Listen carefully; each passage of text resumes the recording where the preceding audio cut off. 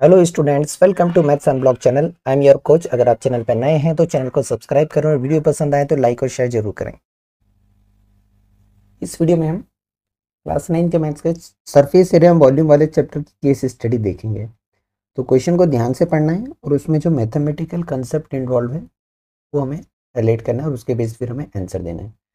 ठीक है, यहाँ पर इस पैसेज को ध्यान से अगर पढ़ें तो पहले पढ़ लेते हैं दिया क्या है हमें, कहानी क्या है। Once four friend Rahul, Arun, Ajay and Vijay went for a picnic at a hill station. ठीक है, 4 फ्रेंड हिल स्टेशन पे पिकनिक मनाने गए, अच्छी बात है। Due to peak season they did not get a proper hotel in the city. मतलब सब छुट्टी मना रहे थे उसी समय यही गए तो कोई होटल नहीं मिली। The weather was fine so they decided to make a conical tent at the park. तो वेदर बहुत अच्छा तो उन्होंने सोचा टेंट बनाएंगे। अब देखिए टेंट का शेप देखिए, क्या बोला है, कोनिकल टेंट बना रहे हैं, मतलब यहाँ पर कोन शेप इन्वॉल्व हो गया।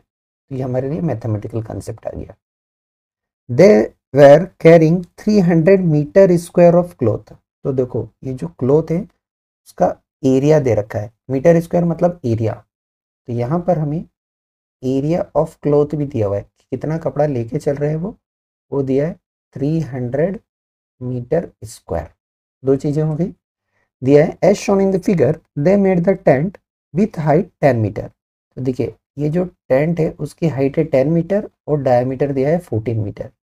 तो हाइट ऑफ टेंट, टेंट कौन से शेप का है, कोन, और इसकी हाइट दे दी हमें 10 मीटर और इसका जो डायमीटर है वो दिया हुआ है यहाँ पर 14 मीटर। ठीक है, दैट मीन्स कोन के लिए हाइट दे दी और डायमीटर दे दिया, रेडियस हम फाइंड कर सकते हैं। आगे दिया है the remaining cloth was used for the floor. तो इस हाइट और डायमीटर का टेंट बनाने के बाद कुछ कपड़ा बच गया जो उन्होंने फ्लोर पर, जमीन पर बिछा लिया है। अब देखिए 3 क्वेश्चन बेस्ड है इसके बेस्ड। पहला दिया है right the formula to find the volume of the tent, second दिया है स्लैंट हाइट फाइंड करना है, थर्ड दिया है टोटल सरफेस एरिया फाइंड करना है। तो तीनों क्वेश्चन को हम वन बाय वन सॉल्व करेंगे। तो काम की चीज क्या थी इस पूरे केस स्टडी में वो हमने यहाँ पर साइड में नोट कर लिया। अब इसी के बेस्ड हम क्वेश्चन सॉल्व करेंगे। तो फर्स्ट वाले में दिया है फॉर्मूला लिखना है हमें किसका, वॉल्यूम ऑफ द टेंट। और टेंट कौन सा शेप का है, कोन शेप का है। तो हम यहाँ पर फॉर्मूला लिखेंगे कि वॉल्यूम ऑफ कोनिकल टेंट, जो टेंट है वो कौन से शेप का है, कोन शेप का है। और वॉल्यूम है 1/3 बाय आर स्क्वायर एच, जहाँ पर आर क्या है, रेडियस है, और एच क्या है, हाइट है। ठीक है, अब थर्ड सेकंड वाले में देखिए क्या बोला है, स्लैंट हाइट फाइंड करना है, एल फाइंड करना है हमें। तो देखिए एच दिया है, डी दिया है, एल फाइंड करना है। तो सबसे पहले हम यहाँ का यूज़ करें। तो एच दिया गया है हमें 10 मीटर और डायमीटर दिया हुआ है 14 मीटर। डायमीटर दिया है तो हम रेडियस फाइंड कर सकते हैं। तो रेडियस डायमीटर का हाफ होता है, मतलब ये 14 का हाफ हो जाएगा, दैट मीन्स 7 मीटर। और हमें एल फाइंड करना है, स्लैंट हाइट। तो कौन के शेप में हमें पता है स्लैंट हाइट कैसे मिलती है, ये राइट एंगल ट्रायंगल बनाता है यहाँ पर। ठीक है, इस तरह से राइट एंगल ट्रायंगल बनाता है। ये होता है एच, यहाँ होता है आर और यहाँ एल होता है। पाइथागोरस थ्योरम से डायरेक्ट फार्मूला भी पता होगा आपको, L square equal to R square plus H square, या फिर आप L equal to under root करके भी लिख सकते हैं, जो लगे। तो देखिए एल स्क्वायर को निकालते हैं, आर का square that means 7 square, H का स्क्वायर दैट मीन्स 10 का स्क्वायर। तो हो जाएगा 49 और यहाँ हो जाएगा 100। ये आ गया हमारे एल स्क्वायर। तो एल स्क्वायर हो जाएगा 149, या आप एल की वैल्यू चाहें तो हो जाएगा अंडर रूट 149 मीटर। ये परफेक्ट स्क्वायर नंबर नहीं है, अगर आप डेसिमल में फाइंड करेंगे तो up to 2 place of decimal जाना पड़ेगा। लॉन्ग डिवीजन मेथड लगा के अब ये वैल्यू फाइंड कर सकते हैं। तो ये 12.02 समथिंग आएगा, तो हम 2 डेसिमल प्लेस तक जा रहे हैं अपने मीटर। ये हो गया सेकंड पार्ट। थर्ड पार्ट पे चलते हैं। थर्ड पार्ट में हमें फाइंड करना है total surface area of tent. जैसे ही यहाँ पर टोटल वर्ड आता है कुछ स्टूडेंट कंफ्यूज हो जाएंगे और टी ए से निकाल लेंगे, राइट। लेकिन टी ए से नहीं निकालना है। क्यों नहीं निकालना है, क्योंकि देखिए टेंट में आपका कौन सा पार्ट इन्वॉल्व है। टेंट जब हमने बनाया था तो इस टेंट में जो कपड़ा लगा है वो कहाँ लगा है, इस साइड में लगा है, ये वाले पार्ट में यूज़ हुआ है, यहाँ यूज़ हुआ है। और जो बच गया था बचा हुआ जो कपड़ा था ना रिमेनिंग, वो ज़मीन पे बिछाया था उन्होंने। इसका मतलब ये नहीं कि वो फ्लोर पे यूज़ होगा, हो सकता है कपड़ा कम पड़ गया क्योंकि बच गया है। अगर ऐसा पूरा पूछ लेते तो डायरेक्ट हम 300 कह देते, भैया टोटल 300 मीटर स्क्वायर जो है, तो बचा हुआ कपड़ा जो है, तो ज़रूरी नहीं कि बचा हुआ पूरे ज़मीन पर आ गया हो। तो इसलिए हमें सी एस ए ऑफ कौन ही निकालना है। टेंट में जो कपड़ा यूज़ हुआ है वो सी एस एफ कौन हुआ है, बचा हुआ कपड़ा उन्होंने फ्लोर पर यूज़ हुआ है। तो इस चीज़ के लिए कन्फ्यूज मत होना, इसका मैं आपको प्रैक्टिकली बता दूंगा थोड़ी देर बाद कि ऐसा क्यों नहीं है, मैथमेटिकली प्रूफ करके बताएंगे। चलिए यहाँ पर चलें, तो हमें निकालना है यहाँ पर सी एस ए ऑफ कौन। ठीक है, जो एरिया होगा total surface area of tent हो जाएगा हमारे पास C S A of cone के इक्वल हो जाएगा पाई आर एल। पाई की वैल्यू 22/7 रख दें, आर दिया हुआ है 7 और एल दिया है 12.02। यहाँ से 7 से 7 कैंसिल, 22 में 12.02 का मल्टीप्लाई कर लें तो ये मिलेगा हमें, इसका जस्ट डबल हो जाएगा 264.44 मीटर स्क्वायर। देखिए इतना टेंट बनाने में कपड़ा यूज़ हुआ है। ठीक है, टेंट का इतना एरिया है और कपड़ा कितना था, जो टोटल क्लॉथ था वो था 300 मीटर स्क्वायर। ठीक है, यहाँ तक सॉल्यूशन हो गया है। तो जो बचा हुआ कपड़ा है, रिमेनिंग क्लॉथ, जो उन्होंने फ्लोर पर यूज़ करा है, ठीक है, जो उन्होंने यूज्ड ऑन फ्लोर ज़मीन पर बिछाने के लिए यूज़ करा है, वो इस 300 में से ये 264.44 ये हटाकर जो बचेगा ना वो यूज़ हुआ है। ठीक है, मतलब ये लगभग 35 के समथिंग होगा, 35.5 इतना मीटर स्क्वायर। तो अगर आप ऐसे इसका फ्लोर का एरिया देखें तो फ्लोर आपको पता है कि सर्कल शेप में बनेगा, मतलब पाई आर स्क्वायर बनेगा। ये देखिए 22/7 और 7 का स्क्वायर, तो यहाँ से 22 × 7 बचेगा जो कि होता है 154 मीटर स्क्वायर। तो ज़मीन पे इतना एरिया है लेकिन कपड़ा कितना है, केवल 35 है। इसलिए ये ध्यान रखना है कि हमारा आंसर कहाँ तक जाएगा, यहाँ तक। ठीक है, यहाँ तक है। बाकी ये भी रफ वर्क है, ये भी रफ वर्क है, ये सिर्फ समझाने के लिए है आपको क्यों हमने टी एस ए में पूरा टोटल एरिया कौन का नहीं कवर करा है, क्योंकि इतना कपड़ा भी बचा है, चाहिए इतना था। नेक्स्ट केस स्टडी देख ली, ये आपके एनसीईआरटी के क्वेश्चन से रिलेटेड है, शायद ये फिगर देख के आपको समझ में आया होगा। तो पहले हम पढ़ते हैं कि यहाँ दिया क्या है, जरूर नहीं कि वही क्वेश्चन हो।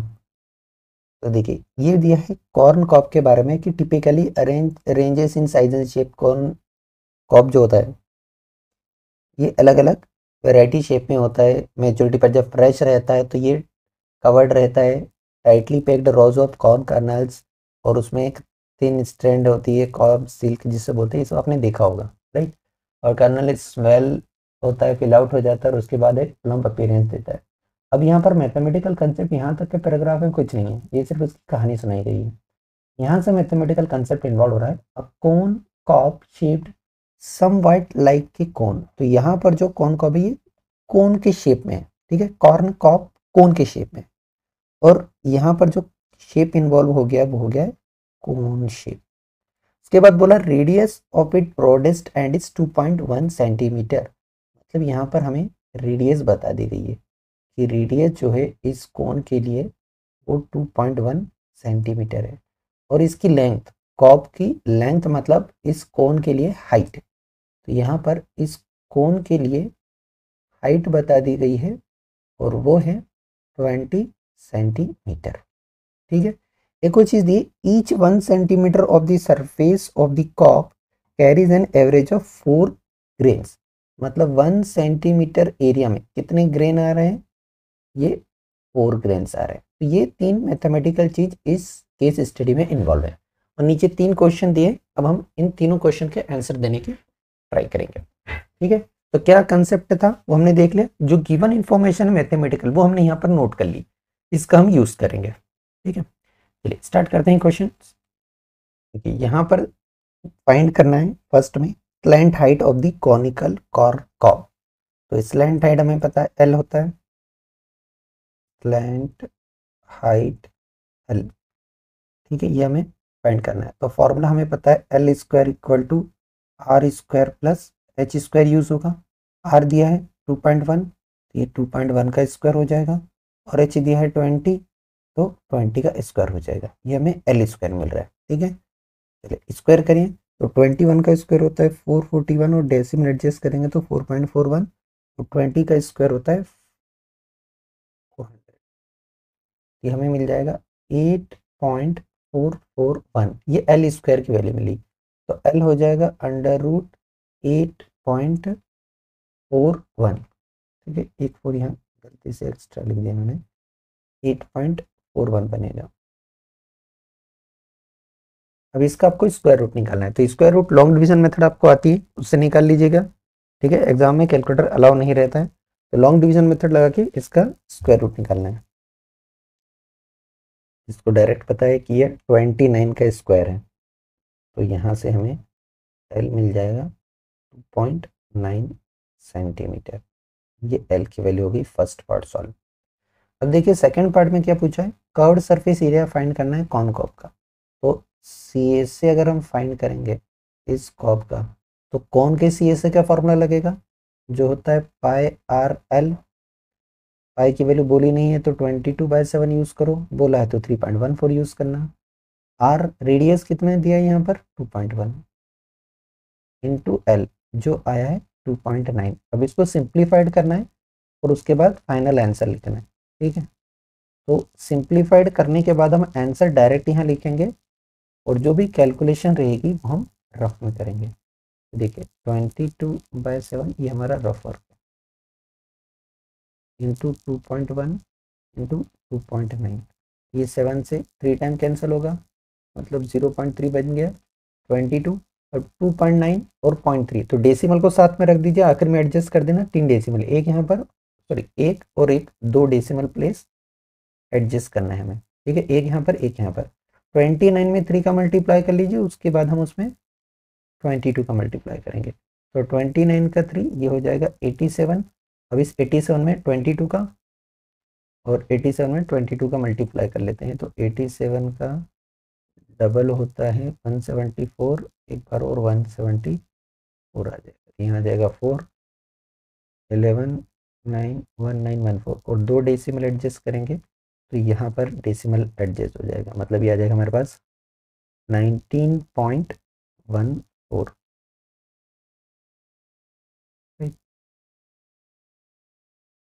यहाँ पर 19.14 हम डायरेक्ट लिखेंगे, 1914 सेंटीमीटर स्क्वायर, ये हो गया। कैलकुलेशन हमेशा रफ में करिएगा क्योंकि आपको यहाँ फाइनल आंसर के नंबर है। अब एक और पार्ट बचा है, थर्ड पार्ट देख लेते हैं। नेक्स्ट पार्ट जो है हमें बताना है कि नंबर ऑफ ग्रेन कितने हैं एंटायर ये से पर। तो देखिए 1 सेंटीमीटर स्क्वायर में 4 ग्रेन है, हमारे पास इतना एरिया है तो इसमें कितने ग्रेन आएंगे हम वो पता करेंगे। तो यहाँ हम लिख देंगे number of grains on entire curved surface area of cob, तो ये हो जाएंगे 4 मल्टीप्लाइड विथ 19.14।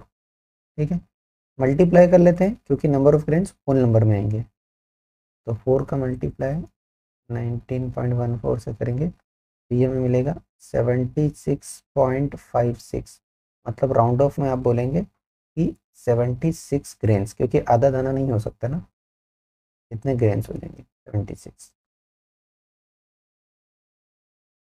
नेक्स्ट क्वेश्चन देखिए, यहाँ पर एक केस स्टडी में क्या बोला है, डोम दिया है, देख के समझ में आ रहा है कि हेमिस्फीयर शेप है। तो देखिए यहाँ पर ऊपर में सिर्फ इसके बारे में कहानी दी है कि डोम क्या होता है, एक बिल्डिंग है typically constructed using a framework of curved और straight ribs that support the structure exterior covering it which may consist of materials such as concrete, stone, metal और glass. The curvature of the dome distribute the weight of the structure evenly. ये सब इसके बारे में जानकारी, हमें इससे कोई इंटरेस्ट नहीं है, हमें तो मैथ्स का कंसेप्ट लगाना है।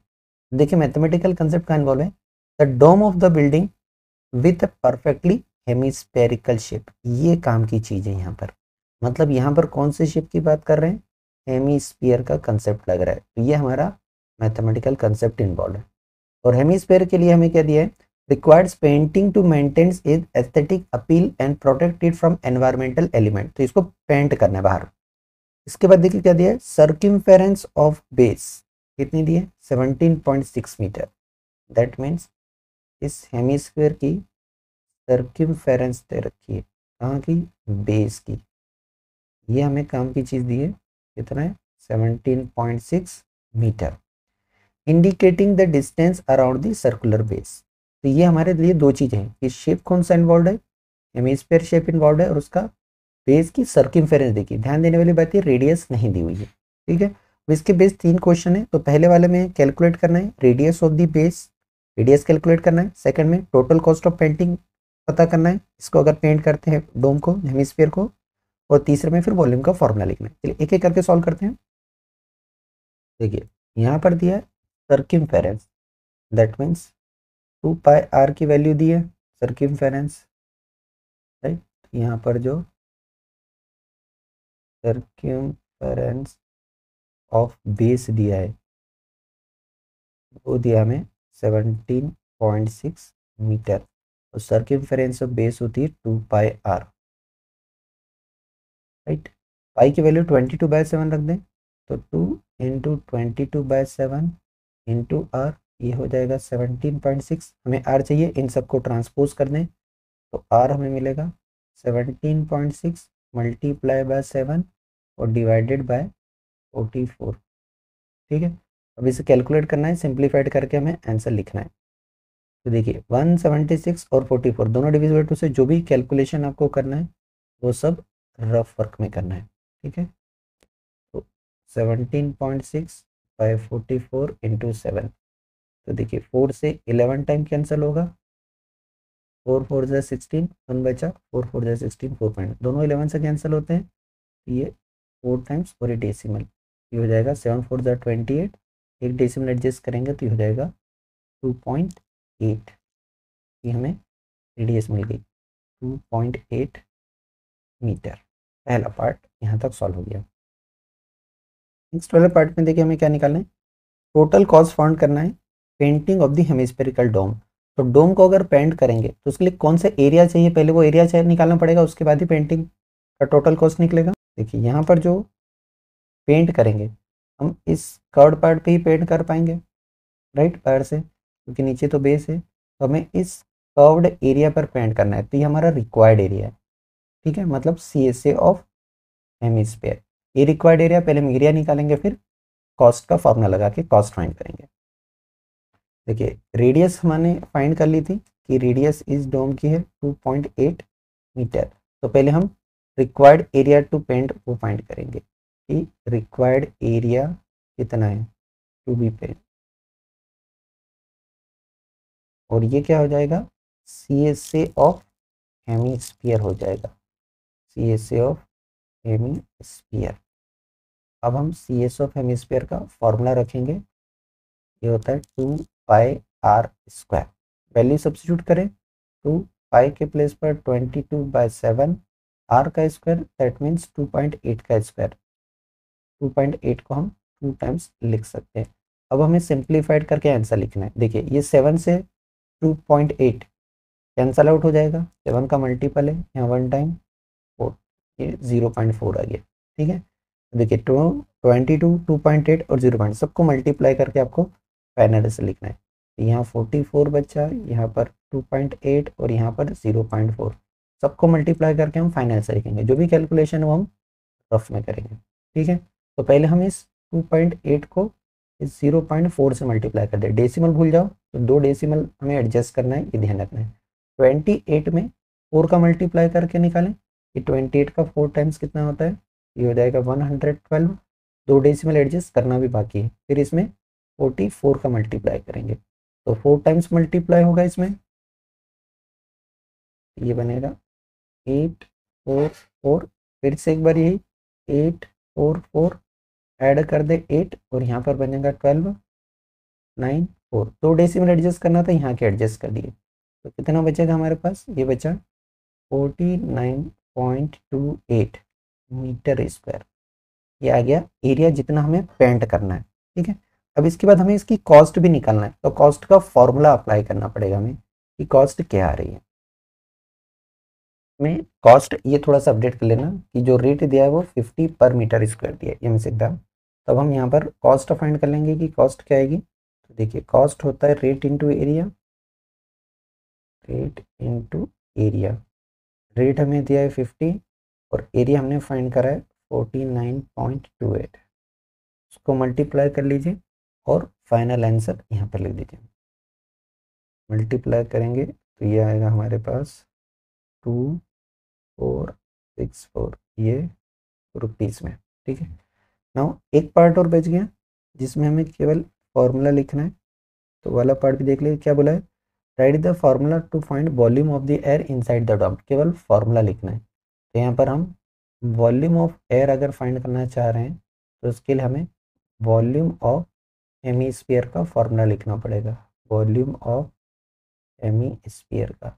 और वॉल्यूम ऑफ हेमीस्फीयर हमें पता है ये होता है 2/3 पाई आर क्यूब। केवल फार्मूला पूछा है, फाइंड नहीं करना है।